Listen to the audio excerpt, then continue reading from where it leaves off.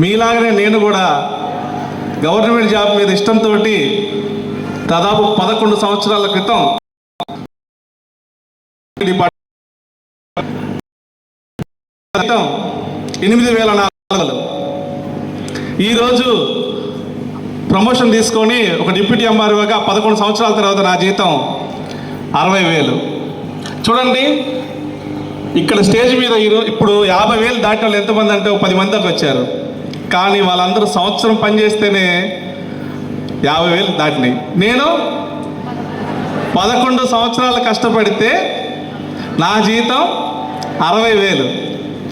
So 1,00,000 సంపాదించాలంటే మన MSR చెప్పినట్టు ఇక్కడ సంవత్సరం ఉంటే 1,00,000 వస్తుంది అన్నారు.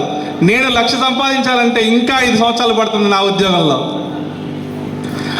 అది తెలియక చాలామంది గవర్నమెంట్ జాబులు అని చెప్పి